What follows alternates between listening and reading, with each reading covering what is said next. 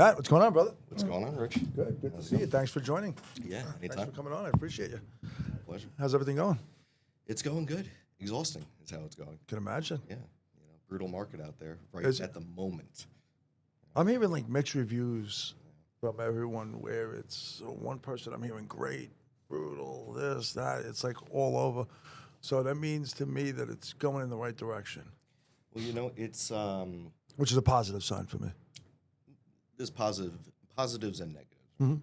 Because I'm staying busy. My team is staying busy, which is great. But you need to know how to guide them. Right? We don't have a lot of inventory, especially here on Long Island. And you have buyers that don't get it yet. They're still not getting it. So we're seeing a lot of agents struggling, right? Because they're not closing deals.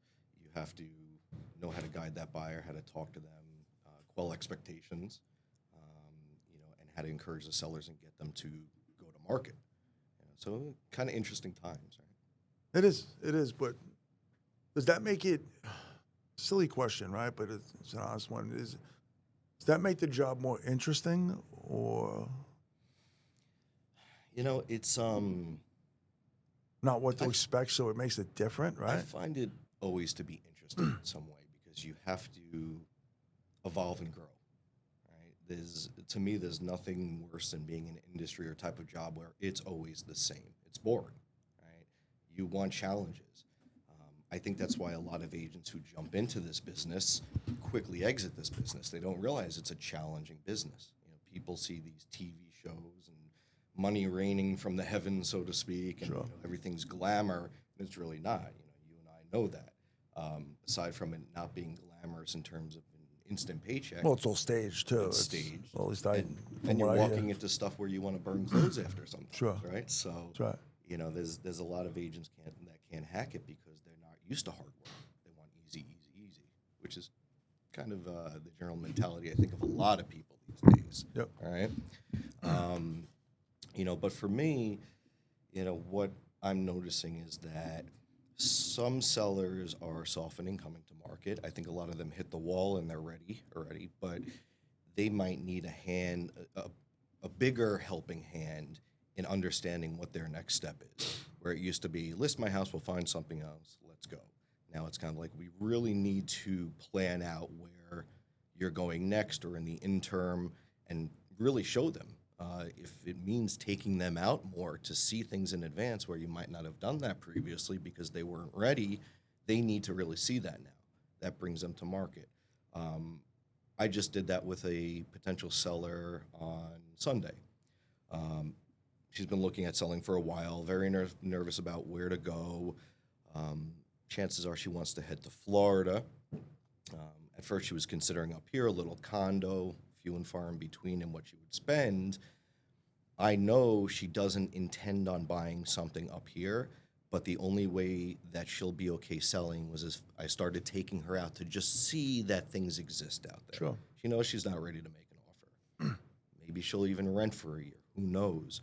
But in the past, it would have been more of that, hey, you're not ready, you're not anywhere close. Whatever we see now, it's not going to matter. It's not going to be there in 6 months. Right. But they need to see that now. So that's a strategy I'm taking with a lot of would-be sellers to show them it's not the end of the world. There are options, there are possibilities. And then hopefully, a lot of people are doing that. I think people are going to be surprised. I think in 6 to 8 months, I think you're going to see it. I think the inventory is going to pick up. It would be nice. I really do. It would be nice. Because as far as... So I'm starting to see the development starting to pick up, too. I'm seeing more of that. And going back to where you asked me if it's challenging, whereas I'm not finding it challenging, when you don't see a lot of inventory, at least for me as an agent, that's where it starts to get boring. Part of what I love about this line of work is that every day is different. Right? You build relationships with people. You have fun. I've been on the receiving end of a phone call when a buyer was on the way to a hospital because their wife was about to give birth. Sure. That's kind of cool. I get that close with my clients, and I'm one of the first calls for some reason. But when you're just seeing the same, like the exact same houses over and over, same condition class, things like that, that gets a little boring. half of what we do, it's interesting to see behind closed doors. Maybe it's a little voyeuristic in some way, but it's interesting to see what people do with their homes. It's so interesting. How long are you in the business? Long time, almost 15 years I've been doing this. So were you in it with the last buyer market? Technically, it was a buyer's market, yeah. That was 2008, right? Actually, 2010? after, a little bit after, yeah. I was So- dealing with some other things, too, at the time. It was interesting when I got into the business, it was sort of like this, a little, I guess 2003 was still up and coming. It was moving. Wasn't nothing like this. I don't think there's ever been a market like this. Then it got to the point where, I guess I remember 2009, 2010, I would hit the phones every day. We literally had 200 listings on the board. It was unheard of, the amount of listings that we had. So which one would you prefer as an agent? Would you rather saturated market with all of these houses on the market or no houses on the market? I preferred saturated. Would you homes. really? Yeah. I think it's more fun. I really Okay. do. For me, I like to work with everything with everyone. I know there are some agents who fall into the role of, I'm only a listing agent, I'm only a buyer's agent, Yeah, that's the renter's- silliest whatever it thing is. And I never agreed with that. Yeah, do I? I firmly believe you have to do everything. If there's a niche you find that you really love, great, you explore that. But you have to do everything. You can't cherry pick per se, because everything's an experience. You're going to learn. And what I feel, what I do feel really deeply is that you build better relationships with buyers overall than sellers. You can get close to sellers, don't get me No, wrong. I agree with but- you on that. Yeah. Right? without doubt, You yeah. go in, you sell their house, you see them when you come and go, and then they're on their merry way, and maybe they stay in touch with you. Maybe, yeah. But the buyers you're kind of out in the trenches with. And for most buyers, regardless of the market, a lot of them think this is an impossible feat, impossible goal to reach, having a home ownership. So when you make that happen for them, they really appreciate it.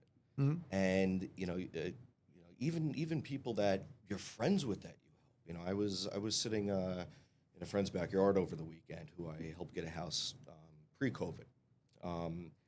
And to this day, he still thanks me because I made it all possible. I'm going, listen, it would have, happened. No, what was for you, blah, blah, blah. And that shows the appreciation.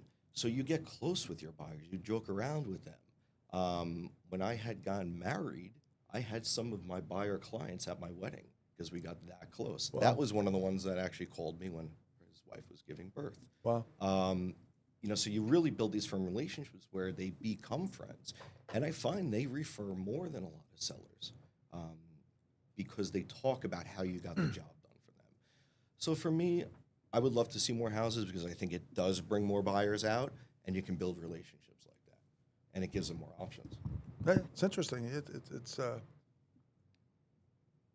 but more houses means less sales in some ways How do you figure? because there's more to pick from. So you got to remember today, you have the ability to go there. Me and you were going out for a house. You have the ability to tell me, Rich, this is literally going to be gone tomorrow. There's already 14 offers on it right now, right? So as a listing agent, as a buyer's agent, it's not easier. I don't want to say it's an easier market, but it's more get it done type of market. If you have a serious buyer, right, it's more of a get it done type of market. Where in that kind of market, they find the house of their dreams. Well, I want to see what tomorrow brings, and that's what you hit when you have a saturated market with all with all of these properties on the market. At least that's what I experienced when I was doing it. Where, well, what about 123 Sesame Street that you told me about that was gorgeous? I want to see that one now. And then how about 124 Sesame Street, and then 125, and you're sitting there going, fuck. Holy shit, I shouldn't have opened my mouth. But you have to because you have all of these listings that you got to get rid of. So it's basically you're damned if you do, you're damned if you don't. It's either way, Again, it's great business that we're in, though. I love the business because it's exciting every day. And that's the reason I think I got into it from, I think it's sort of, me and Greg were talking about this. See if she looks up. No, okay. They literally told me I'm not allowed to talk about other people. I love Greg. Go ahead. Greg's a great guy. Greg's a great guy. Kristen's more fun. Yeah. So, Greg Messitis, we were talking about it, and I think there was one point I don't know if it was on the air or off the air, but it kind of reminds us in some strange way of being a cop, where your day is always going to be different. No matter what, you come into work, you don't know what to expect when you're a real estate agent. Even though you're walking in, you have the same bullshit routine. You get up, brush your teeth, jump in the shower, eat breakfast, work out, go to the, whatever. And then you get to your office. The minute you step in your office as a realtor, that's when the day starts because you don't know what the F is going to happen. Right? It's like being a cop. The minute you get into that RMP, the police car, that first call comes over the radio. It could be an aided case, and you're walking into a gunshot. You know what I mean? So it's like, or a shooting, and you're sitting there. You don't know where they're coming. We dodge different type of bullets. Yeah, exactly. But it's interesting though. It's that kind of excitement I think that gets the people that really enjoy this business that really make them want it more and more. It becomes an addiction in a way. Yeah, I can see that. For me, again, I like to be out there and I like the relationships, but we're also kind of the maestro of the orchestra. Yep. Right? When we're talking real estate transactions. Your clients are these various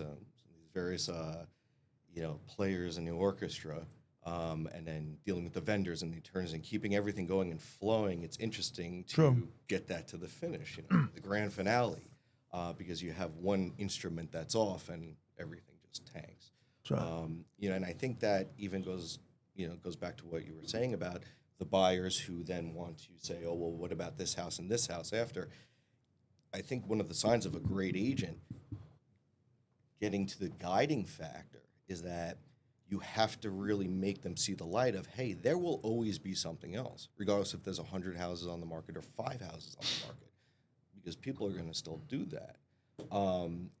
You have to really make them understand, like anything else in life, there will always be other options that come after. You have to be happy with what you pick when it fits the need, when it fits the desire. Be happy about that. That's right. Nothing's going to be perfect, and the agents, I think, that also have clients they lose, it's because they can't relay that properly to them. They can't get that in their heads. So now the clients take the standpoint of, the agent's not finding me what I want, even if they've seen what they want 10 times already, and then they bounce around. So true, yeah. So you really, there's a psychology element to real estate, just like being a police officer. You need to know what to do on the spot and how to handle it. Not every situation is the same. People react differently. You need to know what to say. You have your training. You have your format that you have to follow. But it's not going to work for everyone. Someone might not like the color of your shirt, and they're going to just fly off the handle because, let's face it, the world's insane these days. It's always bad. Right? Yeah. All right. If you're out on the street Can't and please everybody. you're arresting a perp, you might have to take that shirt off to get them to calm down, so to speak. Right? Or we can police the way I used to police, and I'm getting a look. We should get stun guns too. So, they'll be quiet in a different way. Maglite does wonders. Listen, if you get the guy that's just having a bad day and he's reacting differently than other people, you might be able to calm him down. But let's tell me about you. Like, where'd you grow up? Okay, so Long Island, born and raised, Long Beach. I'm a Long Beach guy. Oh, really? Originally, yeah. So that's probably why I have a laid back element to me too. Long Beach was kind of a bubble. People, we talk about this in general right now because everyone got along. It didn't matter. I think growing up in Long Beach, you had more exposure to different type of personalities. It's not like one of these stereotypical. That's an interesting place to grow up, though. It was fun. It was great. I'll have sand in my blood forever. Yeah. It's nice, and I used to play at the arena there, Long Beach Arena. Oh yeah, at the rec center. Yeah. Right? Yeah. That's right. Yeah, you had the Rangers playing, practicing. They there. did. Yeah. They practiced there for a while. So Long Beach is different now. Ever since post Sandy, now it's So Is the center still open, or Center's still open. it is? The ice is still there. Mm-hmm. Wow. Yeah. So, are you still in Long Beach? No, Merrick. Merrick. Okay. These days, which I like because it's as much as I love Long Beach, I truly couldn't imagine doing what I do now and living down there unless I'm just doing business in Long Beach. That's right. Well, most people do that. Yeah. You know, drop of the dime, we're in the car. We go. That's right. In the summer, forget summer traffic, get stuck on the Loop Parkway Bridge, and your whole day is done.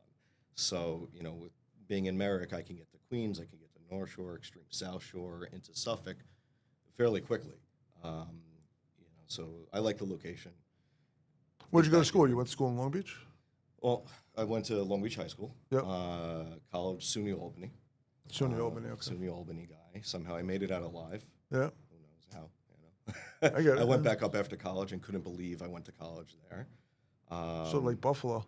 You went to Buffalo? No. It's sort of like Buffalo in a way. Yeah, except Albany. Well, you know, Albany had one of the worst areas in the nation, just north of where I live downtown. So, you know, I went back up after college and looked around and I said, I cannot believe I rented a house down here with like. Well, I saw something interesting a couple of years ago. It's a while ago now, but I remember looking through the ads back in the day that you can buy a 2-family house in Albany for $8,000 back in the day. Oh yeah. I knew someone, actually a roommate of mine, a girl he had dated. Right after college, he'd always said, I want to buy some of these student houses. And, you know, back then, you know, we're all idiot kids, right? So I don't really have the foresight. And why would you want to own anything here and deal with, you know, you have college housing, halfway house, college That's housing. right. It was crazy. You know, not great. Not great I'll leave housing. some words out. But she did it. She went up there and she had picked up some houses, $20,000 to $40,000 each. Like she started with 2 or 3. God bless her. And now, It's a fortune, yeah. and Because she, it's you a know, college she town. rented them ever since. That's right. He had the foresight to do it. I think she ended up buying a total of like 20 up there. Wow. Yeah. I did it in Hofstra Yeah. when I was in the business. So I was always in that line with the Hofstra house. I had some fun times with those too. Worst thing I did was get out of that business. Yeah, it's, you know, it's let's face it, college kids don't care if things are top notch. As long as they Easy to deal with, yeah. you know, the parents are paying half the time. Parents are paying. The kids are usually good. They're you know. usually good. I mean, well, I saw plenty of houses get Funniest pretty one I banged had. up. The funniest one I had was get off topic a little bit here. We had it was on Front Street, and it was a frat house. And I walk in one day, and there's a pool in the living room. And I'm like, Mr. Amato, jump in. I'm like, nope, not gonna go down that route. Thank you, but you know, you don't need bathing suit. No, I'm good. Just give me the rent. We're good. I'm out. They move out and get rid of it. It was filled with alcohol. So the pool wasn't water, it was just alcohol, scotch, all kinds of different kinds of liquor. When we removed it, there was a hole that burned through the wood floor. And the parents, they picked up everything. They paid it. Because they usually came back too. So if they wanted to rent again, their other kids were usually going there. So it was like a tradition for them. So they came. But every single parent would pay in, and we got, the security was, pretty hefty for them. So it was never really had to stress out about anything with the college houses. So it is a good position to get into. So you grew up in Long Beach. What was your career before real estate, or was real estate your first career? No. So I've done a lot of interesting things. I've worked my entire life from like 11 years old in a grocery. Where'd you go to college? SUNY Albany. I know, but did you graduate at SUNY Albany? I graduated. What was your degree? I'm sorry, not where'd you go? Business and communications. Business and communications. That's what I meant to ask. I'm sorry about that. So come on, pay attention. Yeah, pay attention. So, dummy. But I've always had that work ethic where I wanted to work. I wanted to make my own money, whatever. So working at an early age, smaller jobs, gritty jobs, grocery stores, kitchens, whatever it is. Right. I had started a business with someone. I was actually a freshman in college at the time. They were down here on Long Island, actually going to Hofstra. I don't think he was one that rented your house, but hope not. So that was we did nightlife advertising. I know a lot of kids that did that. Yeah. But not like the passing out flyers. We went a more like techie route. So we were dealing with the old school club owners and promoters and a lot of guys you probably know and maybe even arrested at some point. Maybe. Most likely. And while I was still in college, that grew into more of a well-rounded marketing company where we started getting into marketing for the hospitality industry as a whole, fax broadcasting type of things, if you remember those years ago. You know, the delis would send out their stuff to the point where at an office in Massapequa, we were installing major tech and like T1 lines and trunks to get advertising out. So when I left college, I basically came right back to that because it was already business up and running. We had a few partners and it was doing it. So it was more of a marketing. It was marketing. It was marketing advertising. Correct, yeah. But it wasn't a direct mail. It was. No, we did some direct mailing too for people, but that was, you know, we were on the more of a tech edge, so to speak, trying to do new things that weren't out there as much. Okay. So, you know, like a lot of the fax broadcasting was newer at the time. Some of the robocalling, let's say. Sure. So I came to that, but I had always considered going into law because I come from a family of lawyers. Took the LSAT. I ended up not because that company now, after we got rid of a couple of partners, had morphed into something else that was big. And we had a very large staff at the time, me and one other partner. Interesting. So I kind of said, how am I going to go to law school and deal with the staff? Did you get into law school, or you didn't even? I didn't bother. Okay. You know, my father is an ADA, or was. Wasn't it? Yeah. You know, I think we had this discussion before. I'm retired now. You know, I have other family that are attorneys, so I'm sure he would have loved it.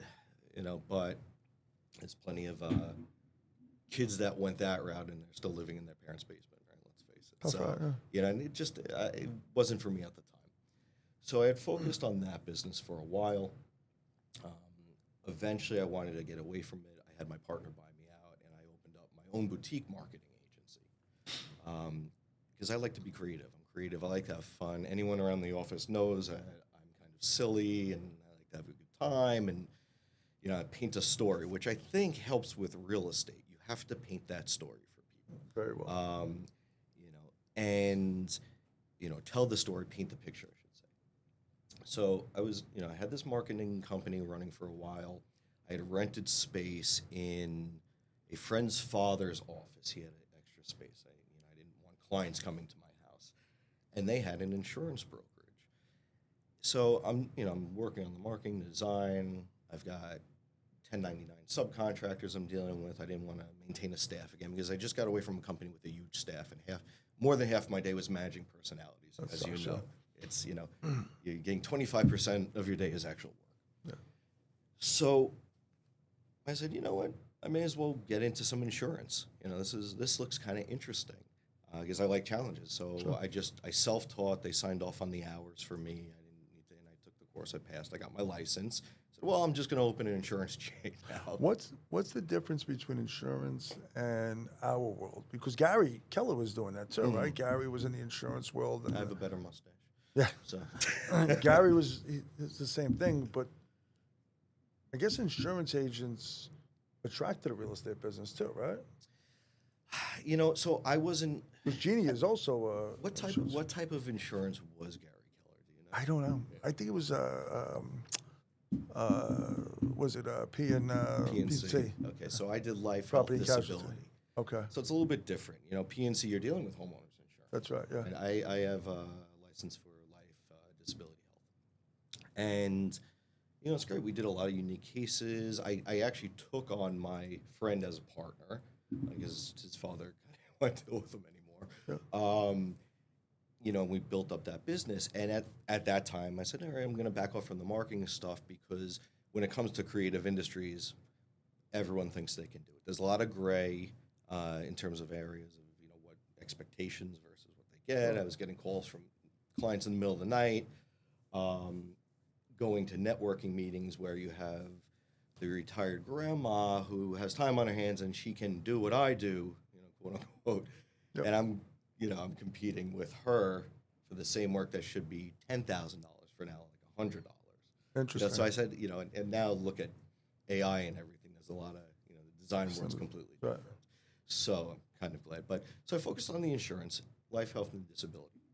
As far as it, you know, going over into the real estate, you know, maybe only in the sense that I was dealing with people trying to manage emotions, you know, paint that picture of what life could be if you don't have this. But to me, it always felt almost like a scare tactic, which I don't like. I'm very honest with people. I'm very transparent. I like people to be comfortable. You know, I know everyone needs this type of stuff. But to me, it seemed like an industry that preyed a little more on negative emotion, Makes sense. which I didn't love. Yep. So I'd started in real estate a little bit. When did you get your real estate license? I think I was What'd officially you say? licensed in like 14-ish. Okay. Yeah. I had messed with it a little bit before, you know, just to get my feet wet. And, you know, I started realizing I loved real estate, and I did not like having to deal with the conversation in the life insurance area of, you need this because you're going to walk outside and get hit by a bus, or you're going to die. Or, you know, it's a morbid conversation. Sure. And here comes real estate where, you know, Everything's positive. it's positive. You know, you see the best and worst in people. You really do, more so than in the other industry. You know, you're there for this huge milestone in someone's life, and I loved that. So I just started focusing on it more, and it's just been full-time ever since. I still technically have my insurance GA, just I keep the license in effect, but I don't focus on it at all because, again, I just did not enjoy it. That's so interesting. Simple as that. And this is just, again, every day was different. You know, relationships with people. To me, there's something so satisfying about being there when they get those keys. You see those smiles. That's just awesome. Like, you know, in the insurance world, yeah, they appreciate they had this in place, but let's face it, in most cases, we know where that client is right now. Yeah. You know, you're not seeing that smile, so to speak. That's right. Yeah. You know, they're 6 feet under. That's right. You know, so No, you're right. you know, so I really grew to love it. You know, and I just kept building. You know, and I think because of the various experiences I have, you know, knowing the work it takes for things, and when I had that marketing company with the, you know, rather when we whittled down to one partner. Because at that point, it wasn't just marketing. We were also doing a lot of tech for the hospitality industry, security systems, point of sale, things like that. And when you own a business, you have to be willing to do whatever it takes in the beginning. So there were times when for months on end, I was working 16, 17 hours every single day without a day off. From paperwork, administrative, dealing with people. I was up in ductwork, running wires when it had to be done. If we were short people, I was digging holes. Oh, my God. You do whatever it takes. You're just running business, yeah. That's how you run a business, Sure. and you see where it goes. And this goes back to where a lot of agents, especially, and you know, I'm sorry to the younger ones listening, fine. there's a lot of people that don't have that experience in life, knowing what it's like to work. They just hop into something thinking it's easy money. It's not. You have to be willing to dig that trench, you know, and it's not instant gratification. I can't do this. I didn't see a check in 2 weeks. Well, sorry. You know, even if you start today, you're not going to see a check for 2 months. Right. And that's Sometimes, if you're lucky. You know, so, you know, I've loved it ever since. So interesting, right? Yeah. And then, if you don't mind me asking, who was the first company you started working with? Well, it wasn't Keller. No, it obviously. wasn't Keller. So, mom and pop, like everyone? More of a mom and pop, although I did get a good background in foreclosure and short sale stuff from them. Okay. You know, and then I was with a company, or actually, I'm sorry, more so the second company I was with. The second company I was with, I ended up coming to Keller because I saw a difference with Keller than any other brokerage out there. Okay. You know, people always ask me why Keller, which I could imagine is your next question. Why Keller? No, I know why. Yeah. Oh, well, you're slacking. Yeah, I'm slacking. I'm definitely. Step it up. Yeah, learn your job. I think the whole Keller thing is out there. Everybody knows us now. I think it's, you know, guys like yourself, and that's why I appreciate everybody in our world so much. They did so much for this company that it's so known out there now. It wasn't like when we first came in. Mm-hmm. Like when I first came into Keller, it was great. Keller who? You actually got to explain it, you know. So it's sort of like ABC Real Estate opens up today. It's ABC Real Estate who? You get to tell that story where our story is told. I think the problem with Keller is we let our outside the competitors tell our story more than we do. And I think that's where our issue becomes on that side. That's why we should be telling our story every day because, again, you know, you get a lot of haters out there because we changed the market, right? You guys and the gals out there that work with Keller changed the world of real estate. We literally are the ones that you see real estate every day is based on what we did. At least that's what I believe. And, you know, I'm sure other companies had something to do with it, but Well, you know, it's interesting. I wanted you to give me the answer why you thought I came to Keller first, and not for one of those single reasons.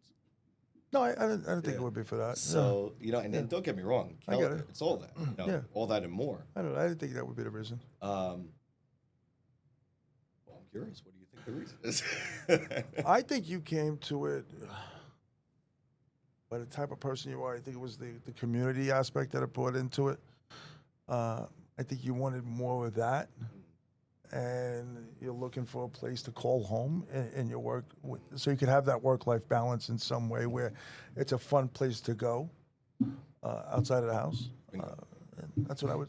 Am I right or wrong? You are right. And, well, that's some of it. So, and this is, you know, I had some friends. And because you heard a guy, Rich Amato, work there, and you had a, you know. And I told you, you're getting the Hawaiian shirt next That's time it. with your face on. Maybe socks, too. Even a thong. Who knows? Maybe the thong. But, Yeah. I appreciate the thong. Yeah. Barbecue for everyone out there. That'd be classic. Yeah, that was definitely a big part of it. I had some friends at Keller already. And I had done deals with them, you know, and, you know, I like to think I'm a personable guy, so I make friends with everywhere. And that's where a lot of agents screw up, right? A lot of agents come out of the gate like, oh, we got to butt heads. They've got that mentality for some reason. And I never we're all here understood to that work. I either. never understood Neither that. did I. We're all here to work together, right? So you make friends with other agents no matter where they are, and your life is easier. Your client's life is easier. Well, I'm glad you So- said that because when I was coming up too, it was like that. You know, you had to look. When you walked into the office, everybody was covering their shit. Yeah. Like I want to take your client. Your client ain't gonna buy shit. Yeah, I want It your doesn't client. matter, Doesn't right? matter. Yeah. Well, and that's, you know, that's part. So with Keller, this is what I saw, and it's really an interesting story. I mean, we've all been through, you know, shit in our lives. Can I say that, Jules? Okay. You know, we've all been through stuff in our lives, and you know, so I had friends at Keller, and you know, I heard good things, all this type of stuff, and I had met Allie, who was one of our previous TLs. Fantastic, out of her mind, right? We all know this about Allie, but Allie, you're fantastic if you happen to see this. Yep. You know, very hard to fill her shoes. You know, so, and she had said, well, you want to come over, this and that, met Greg, all these type of things. And I was already preparing for a potential move. And I'd come in, you know, the new building, I was even at the grand opening party, and I saw that camaraderie. I saw how they took care of each other. I saw how agents were educating agents in the office. I said, you know, all the brokers I've been in, I haven't seen this anywhere. It was never that you're going to take a piece of my pie. It was let me share the pie with you. Just a different mentality. You know, I said, okay, this could be the spot. I was getting ready to make a move, and I was explaining to Ali that, you know, timing is everything, obviously. You know, we all do that. If we shift around in this business, we go, well, we got to wait for this listing to close out or whatever it is, blah, blah, blah, blah, blah. And she goes, just come now, just come now. I said, no, you don't understand, you know, if I do this now, you know, things could happen. What if you get hit by a bus? Whatever it is, blah, blah, blah. So I was up my butt about it, but she understands, like, he's going to come eventually if he's going to make a move. So I get a call right after New Year's from Allie, and she says, so you're ready? And I said, well, you know, funny but not funny thing, I'm going to have to stay put right now. She goes, what happened? I said, well, you know how I said life can catch you off guard? She goes, yeah. I said, well, my wife got hit by a car. She's like, what? I said, yeah, you know I made the joke about getting hit by a bus, and unfortunately, she got hit by a car on Franklin Avenue in Garden City. So, and this was beginning of 2020, just before COVID. So it was January 13th, 2020. Wow. That's right before COVID. Right before COVID. So she goes, holy, you know, see, now I'm curbing my words. Holy shit. Yeah. Holy fuck. So, you know, and, you know, but I had become friendly with Allie at this point, and even more people at the brokerage. So Allie said, listen, take your time, no rush on anything. And then she turned around and she knew that everything's on me. We don't have kids. I don't have siblings. Her family was further away. My folks are older. So it's all on me. Business, taking care of stuff. She's bedridden after the surgery. She had a tibial plateau impact fracture. So 6.5-hour leg surgery and 20 staples in the back of her head. Oh my God. There's a Honda Pilot that hit her and sent her 30 feet on Franklin Avenue. Right? Lucky to be alive. That's right. So now I've got a ton on me, right? Well, Allie hears this, and I know there's still a recruiting element to it, but she tried to put a drive together to take stress off of me. She wanted to send over a chef a couple of times a week to cook. She wanted to send people over to do grocery shopping. She ended up sending food over. I'm like, I'm not even their agent. This doesn't mean I'm coming over. But that was just the care. And when people heard what was going on, especially because I knew people there, they all wanted to help. I said, this is something different. This is the mentality that Keller instills in its agents. Right. You're not going to see this anywhere else. And then the final straw for me was I walked into my brokerage. I was exhausted. I hadn't shaved in God knows how long. I looked like hell. And he had the audacity to say to me, "What's wrong with you?" I said, "Excuse me?" He said, "Why do you look so stressed and tired?" "Well, you got a team to support you." I said, "That's it. That's it." Wow. And we had it out. I called Allie. I said, "If you can do this and this, I'm coming over right now." So I came over, and then we're a little forward now. This is, I'm going to say, when did we have lockdown? End of March or something like that? No, I can tell you exactly. It was like the second week of March. Second week of March, right? So this was 'Cause literally. that's when I bought New York City. Yeah, so this was like a week before that. Sorry. So I come over. I said, "Let's do this." And up. Move all my stuff into the office, and lockdown happens.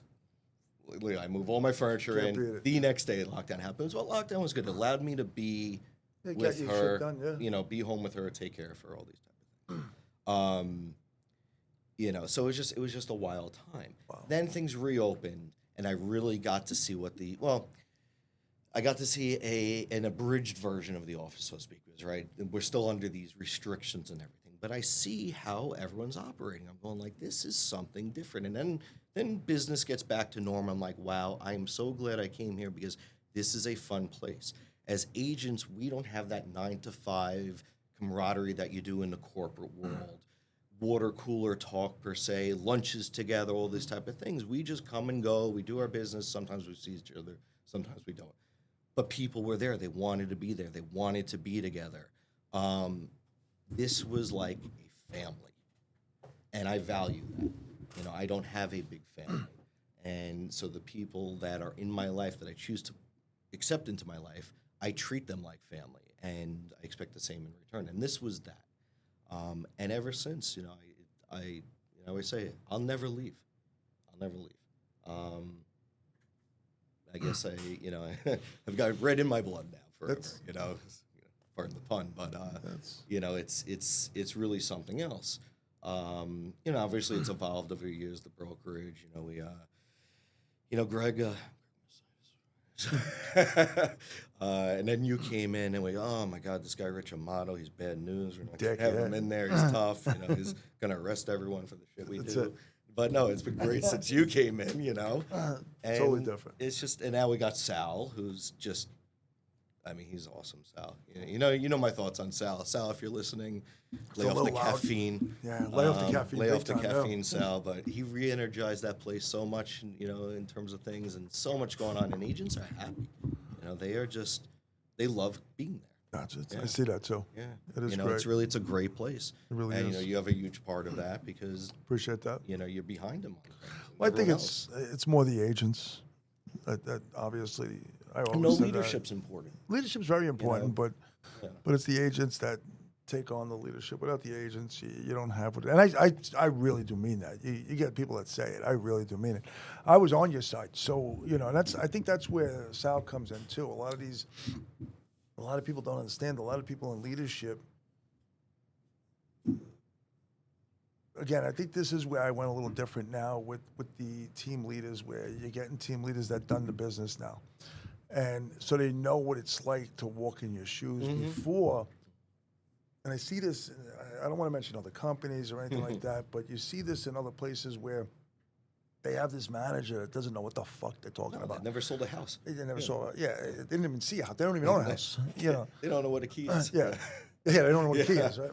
But and I don't mean that in an asshole type way. It's just the truth, right? So we have now, you got the experience behind that management part where they now have your back because they know what you're going through, and I think that's important, right? So again, the interesting part about Keller, and I don't mean to keep it about Keller because it's mostly about you today, is we led the way real estate, went. Yeah. I was literally in I think it was either Mercedes or Infinity. I think it was Infinity in Northern Boulevard. And I was sitting, and this is around 7, 8 years ago, and it was sort of on the lines of, it's a great day at Infinity. And I was sitting there, and I was just laughing at that, and the person like, why are you laughing? I said, we created that. No, we started saying this 3 years ago. I was like, lady, we've been saying this for 15, 20 years now, and it's who cares? Because I honestly believe, if we change the market to be where it is, and you could have that great experience somewhere else, God bless. I just want people to be fucking happy. Yeah. Because like you said before, I don't want to come like this with people. I want you to want to work with me. I want to work with you. I want to have a good time with you, even if I don't get the house. The problem what you see in real estate with all of these people is, this one fucked me, this one did this one that. No, you just had a better offer than somebody else. Deal with it. And people don't understand that in our world. And I don't understand why. It's amazing. They take it personally. Yeah, they do. They're discouraged. It's a hot market, right? We said it earlier. The difference between a buyer's market and a seller's market, shit's gonna sell quick. Yeah. You think they're lying? If this is the 18th place you went to and you got beat out by 18 different offers, make a better offer. Well, and it's interesting because we're going back to that first discussion where, it's great when you get that serious, competitive, aggressive buyer right now. And this is where I see the difficulty in this market is that you have a buyer that says, I'm going for a house. I know there's only 5 to pick from. I'll do whatever it takes to get it. Great. That's the serious buyer. But if they only have a budget of X amount, budget's $800,000, for all intents and purposes, should be fantastic. Here, but you can't get anything for that. It's insane, right? So they're going, all right, we wanted to spend 7, we're going to go the 8. Balls to the wall. Let's do this. Fantastic. But now you have 20 other offers on the house, and all those people can go higher. It's not that you don't have a serious buyer. It's not that you don't even know what you're doing. You can't do anything about That's right. that. There's nothing so you can do. Sometimes with with more inventory, that's going to allow them to get that house because, all right, maybe everyone's going for that one, but there are 10 others. They have a better shot, So, Makes sense. So that's the way I look good at defense, it, yeah. because it's, I know how to coach my buyers properly to get them to the finish line, but they can only do what they can do. I would never push someone to go more than they can do because then we'll have different problems, right? 2008, 2009. Yeah, right. So that's what I'm seeing happening, and that's where buyers then get discouraged. And I have a larger team, and I try to teach all my agents on the team this, or any new agents that come into the office because my trainings are always open to new agents. Mm-hmm. And I try to explain to them that they're going to feed off of your energy. So if you get discouraged, they will get discouraged. You have to keep at it. You have to keep them in the game. Involve them. Let them know, hey, guys, don't worry about it. This one wasn't meant to be. We might find one that's better. That's when you say that, right? You have to explain to them, it wasn't a loss. Remember that stove or fireplace you loved in that house you didn't get? Well, guess what? The next house we find, now you know what you're going to do in that house to make yourselves love that house. Right. Right? So you have to put a positive twist on it. That keeps them involved, and then sure enough, eventually they do get something. And that's again where a lot of agents fail is that because they realize it's not instant gratification. They get discouraged. They don't stay on top of things. They don't stay on top of the client, buyer or seller, and really keep them involved in it. They just figure, hey, I'll do this. I'll show them this. That's it. It's easy.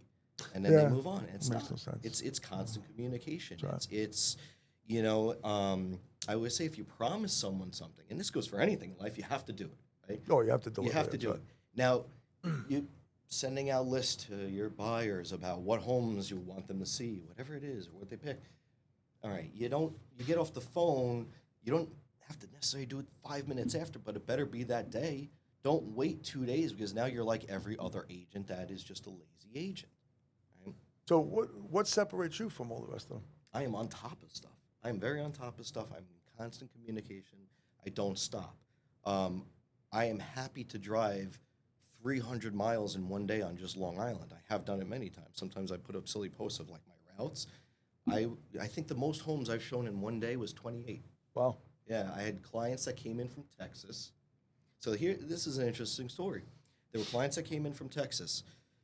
The wife was being transferred to Wall Street from one of the banks, and he was a chef opening a restaurant for Mario Batali or something like that. Can I say names? Okay. He was going to be one of his head chefs in the city. So they were being transferred out of Texas. So they're coming from Texas, new construction for like $200,000. Culture shock when you get to Long Island, Correct, right? $200,000 gets you a refrigerator box, if you're lucky. So they, we're going over stuff. They referred to me. We're going over stuff the weeks leading up. I'm sending them homes, narrowing down the list, this and that. And we put this giant list together. And they go, Matt, we're not going to be able to see all these, obviously. I said, wait. They get in on a Friday afternoon, show them 7 houses Friday night, 28 on Saturday. We started at 7 in the morning and went to midnight. The last 3 hours, I booked empty lockbox at homes. And this is also part of being efficient. You plan your route, you plan your strategy. Don't do it the last second. Give yourself a few days to do this. And I showed them another 15 on Sunday. My God. Found them the house. We had less than 72 hours to find them a house. They God had to bless them. move in 30 days.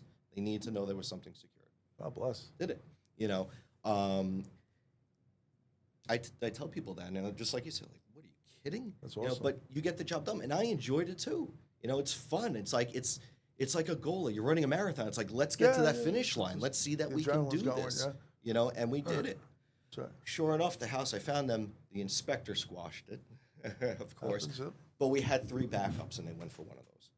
You showed them 82 houses in 3 days. Yeah, but that's cool. So That's awesome. So that's my mentality. I like to teach. I like to educate. I educate my clients, and it's how you present it. I see them engaging with it, and they're interested. I've had clients that are like, I really want to get a license right now because this. That's what I was going to ask you. How many? It's funny you just said that because that's one of the things that just came to my mind. That after going through that, how many people say to you, "How do I get into this line of work?" There's plenty do, but I also explain to them. I say, listen. Because everybody thinks they can do what you do. Everyone thinks they can do it. I say, you can always do it. You don't have to do it full time like I am, but don't take on more than you can handle because it's the clients that will suffer that, right? When you have people that get into it and they can't, focus on the clients, it's the clients that suffer. So they pass it off to someone else. So I've had a handful of clients that I said, oh, I want to do this. And then they see more about it and then they back off. I've had clients that have gotten their license. 2 are on my team right now. That's awesome. Yeah,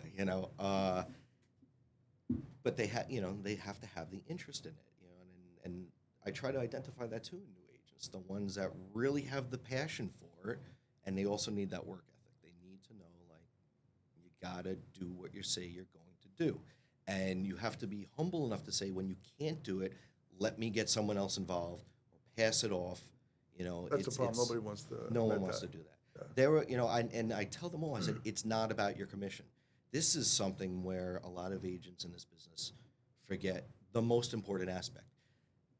Yes, the pay is great when you do well with this, but it's not about the commission. If you make it about the money, you make it about the commission, people see that right away. Right. Who cares? I will happily, and unfortunately Keller will have to accept this, take on that client and take 0 commission if I have to. And of course, right? Sometimes you have to. You get it done, and they're going to refer you so many times over, you're not even going to think about it. But I doubt. Doesn't matter. I've done it. When you make it about the money, people see that, and they know what you're about. We are in a people business. We're not in a house business. We're in a people business because we see the best sides of people, the worst sides. We see great stuff. We see sad stuff. We see stuff we can't legally get involved in. I've had clients that have had breakdowns along the transaction process. I'm talking like on the floor, fetal position, threatening suicide things because there was a change in their life. And the spouse called me, and I said, well, I appreciate this, but you need to get on the phone with so-and-so and so-and-so. I'm in the area, though, if you want me to come by, if you need help, just to have someone there, you know. And if we want, we will get these sales canceled. We'll figure out a way. Yep. It's not about your your paycheck at the end. Right. Again, clients that I still talk to this day. In fact, people know me as like the animal realtor in a way. We all joke about animals seem to come up to me. I have raccoons in the backyard. She was messaging me on Instagram, raccoon reels, because we know. So it's that's the most important. Let's change subject because I'll go on and on. how the fuck do you end up getting involved with raccoons? Okay. Tell that story. We only got a couple of minutes left. But I sold them a house outside. So I'm building a realtor new age. So years and years ago, we had I have a couple indoor cats who think they're dogs. Right? I was always a dog person, but they got adopted. I think because they saw them inside, these two little cats showed up outside one time, but they were outdoor cats. All right, you put the food out, and then the raccoons started coming. Cats came up to us, came up to me, very friendly, and then the raccoons start showing up. It's a big difference, a cat and a raccoon. I know, very. Unless the cat's a mountain lion or something like that. No, just normal cats. Okay. So I hear a rustling. This is a funny story. I hear a rustling outside in the driveway one night. So I grab a flashlight. It's in the recycling bin. I shine it down there. And one of the raccoons that we're familiar seeing is holding an empty Tito's vodka bottle and runs off with the bottle. You know how they run holding things there on their hind legs. Yeah. So as a joke, we nicknamed the raccoon Tito. That's right. Well, Tito wasn't Tito. Right? Tito was a Tita. Right? Tito. Showed up X amount of months later. We'd seen her along the way. These 5 little balls of fur. So after that Tito, she got... Yeah. It was one of those nights. The funniest thing is, we're sitting there on the back patio, and she walks up, and they're just bouncing around. And I swear, she looks at us, she looks at them, looks at us, looks at them, gives me this look like, remember that night you did this? Watch them for a few, and takes off. And just leaves these little nuggets rolling around. Comes back like 30 minutes later, but they got to know us. Then I rescued one from the pool. It fell in. Take it out of the pool, it shakes off, it runs up, hugs my foot, and runs off. After that, it's just generation after generation. They know. They're like, this sucker is going to feed us. That's awesome. There's a sign in a tree somewhere. So now it's like, I could just be sitting there. They just know. They run up to me. They're basically, it's almost like they're trained. They're outdoors, of course. Of course, yeah. But, pet them. They're dangerous animals, though. No, they're not. They're not? They don't, okay, so. The rabbit ones are, I guess. Yeah. They do not treat for rabies on Long Island anymore, in raccoons, the raccoon population. Really? They are super clean animals. You know what? A Chihuahua is more dangerous. Really? Chihuahua will kill you, right? If you try to pet someone's Chihuahua and you just see teeth and it'll take your finger off. Raccoon, yeah, if it's like its kids are in danger, well, otherwise it's more scared of you. Yeah, of course. They're very smart. So if anyone follows my Instagram, they'll see constant videos of these guys at night sleeping on my back deck. Then there's other animals that show up. A possum will come up sometimes and Play eat dead. with them. No, eat with them. Hang out. Ducks that show up every summer. It's like I have a food line. That's awesome. It's crazy. But I'm training them how to do real estate. Because I firmly believe that they're probably going to be better than half the realtors the in population business in right the now, business. That's so funny. So this flew by. Again, this is an hour of this. Yeah. This is great. I can go on forever. Couple more minutes. Yeah, sure. What word of advice would you give the new realtor coming into the business? Don't know. It's humble yourself.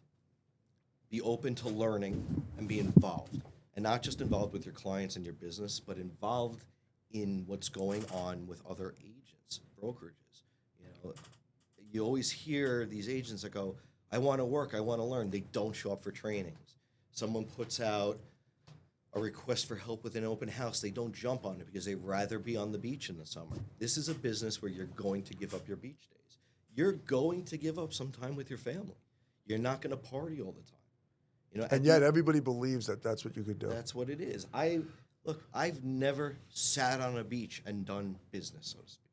I really haven't. How do you? You're going to sit there on the beach with your laptop trying to write out? No. Yeah, maybe you'll respond to some emails if you actually have a day where you can do that, but work comes first for me. It always has.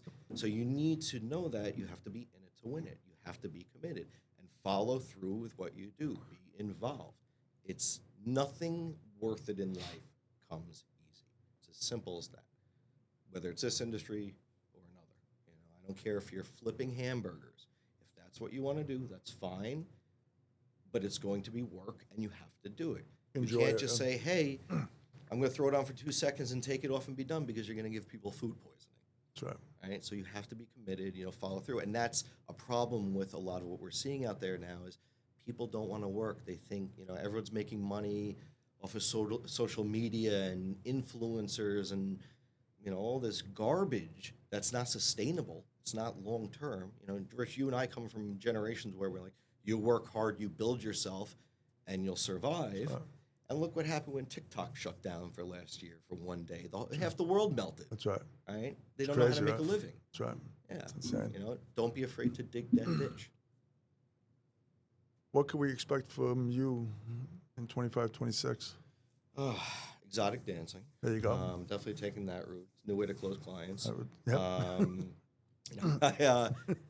I'm trying to align myself now more with larger developers of multi-unit complexes and communities, because I think, and as you said earlier, you're seeing more development. I think that's one of the key plays for the future for sustainability in this type of business, because we may only have a handful of individual sellers. We're running out of space here on Long Island, but the developers who get it are seeing that, hey, we got to build somewhere. That's what's going on. So, you align yourself with those type of companies, and you still have a career. You always have to stick and move and be flexible and, adapt. Yeah. Adapt. That's really what it is. And, I'll keep training and maybe get into motivational speaking, something like that. Exotic dancing. Stand-up comedy tour. There you go. Printing of Hawaiian shirts with your face on it. Matt, figure it's it been out. great, brother. I appreciate Thanks, you. Rich. Thanks for coming in, brother. Love you, man. Thanks for everything. Thanks.